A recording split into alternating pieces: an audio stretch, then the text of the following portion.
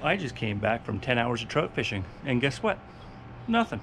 So instead, let's put some foot rails on the Perception 11.5. All right, well, it was a gorgeous day on the water. First ice off. I'm actually gonna input some of the video right here. Just a gorgeous little lake.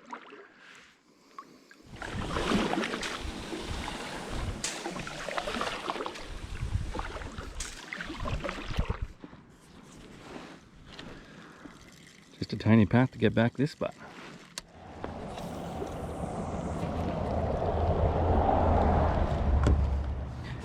So as you can see, there was still a lot of ice on the water here and there, but just absolutely beautiful conditions. I did manage to have one trout follow me all the way to the boat, and I kind of teased him around the kayak there for a little while. He was biting at it, but just wasn't grabbing it. Just a little tiny guy, maybe 8 to 10 inch trout. So then I tried a little river nearby after that, still no luck. So I decided, hey, we got to make a video. I want to get these on, and what better time to do it than now. Might be a two-part video just because it is starting to get late, but we're gonna get started on it. All right, so if you clicked on this video, you might be having the same issue as me. So with the Outlaw, you only have these resting pads here for your feet, which is really what gives you your power for pedaling. Being taller, as soon as I put my feet on here, my knees are up high and it's in the way of the paddle. It's very uncomfortable. So you just end up stretching out your legs. Then you have nothing to support your back, and your back gets sore. So what I'm doing is I have these Pelican footrests that I'm going to custom fit onto the Perception. A little bit of modification, not too bad. I picked these up on Amazon for $27 Canadian. So basically what we're going to do, they are going to be mounted here. I'm going to basically cut them back 5 of these notches. Cut it back. I might even take the plate and stick it back on there just for aesthetic purposes, but that's the idea. And then I have a fully adjustable platform here to put my feet, leaving enough room here. I want to still put plugs in for my fish finder. I got a couple of lights I want to put in, some hall lights, red and green ones that are coming in. So this I think is going to be really beneficial. You know, I spent 10 hours on the water today trying to get trout, and back's a little bit sore, so this is going to make a huge difference, I think. So I'm going to try to do this quickly on my miter saw. I don't recommend doing this if you don't have any experience with it. Make sure if you do it, you have a fine tooth blade. This one happens to be a 60 tooth. So what I'm going to try to do first, basically a test cut just to make sure that we don't crack and split. I want to try to get this piece off too. If I can salvage it, I'm going to stick it back on. So I'm going to start with that cut first and see how this works.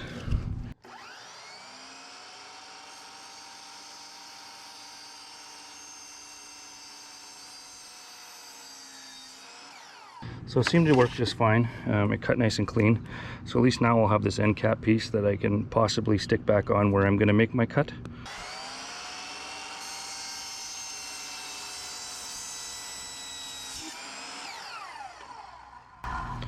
Okay, so that's that. Again, a little bit of filing here and stuff. I'm going to take this piece afterwards and be able to maybe stick it on there once I file it enough. Shorten it down, make it look like it was purposeful. So we've got those end caps on there. So what we need to do now is, I've been debating whether, just because the amount of pressure that's probably going to be on it, whether I should through bolt it. It did come with rivets. So what I think I'm going to do, I'm going to try to make sure I get a good camera angle for you here and not cut you off. Obviously there is going to be a little bit of deflection here, so it's actually perfectly placed where I have this right now for that rivet to be in the center to hold it. So I think what I'm going to do is get my heat gun out, heat it up so I can get more of that curvature to stay a little more permanent. So I'll have a rivet here, and then I'm going to drill this part out here to add a third rivet, and that's all I should need, and it should be good to go.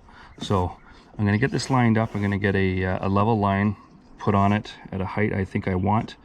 Then I'm going to get the heat gun out and do it. I may end up picking up this video tomorrow because it's almost dark now and you're not going to be able to see it. So if for some reason it cuts to the next day and it looks different, that's why. Okay, so I know that the stress point of the bend, the minor bend there is going to be basically right at this hole here.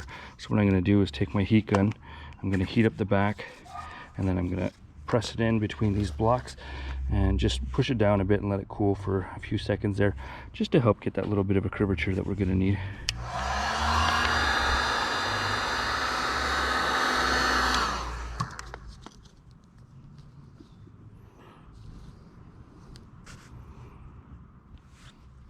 Okay, so as you can see, I've gotten a little bit of curve out of that now.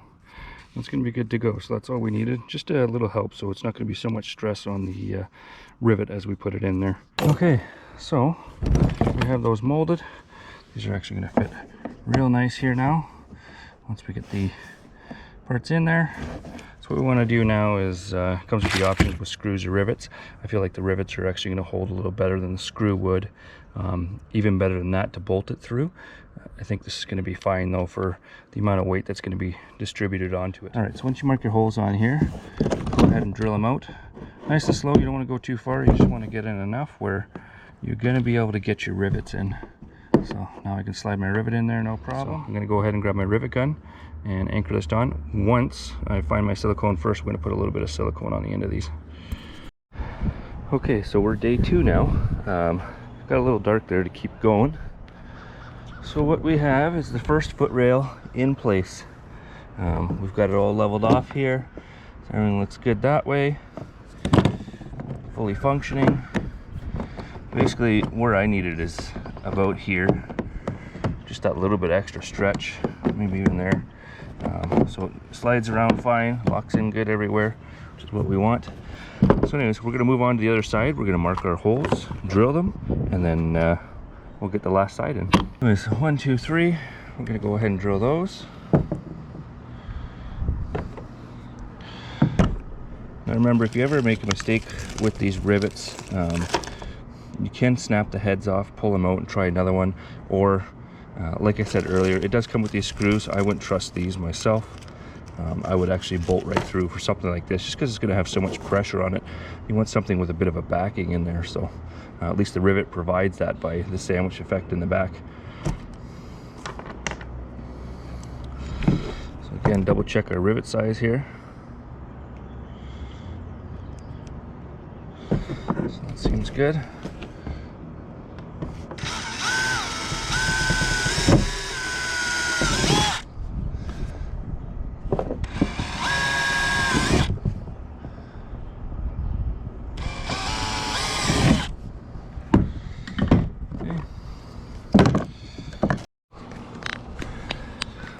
Okay, so a little bit of silicone on the end. Slide that in there. And we'll see if this one works.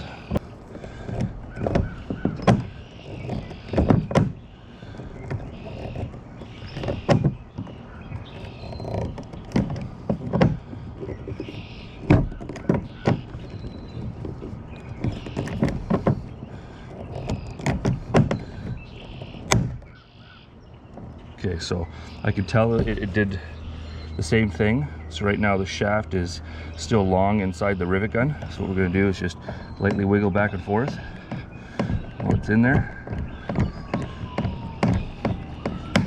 There. And then that way the head snaps off flush.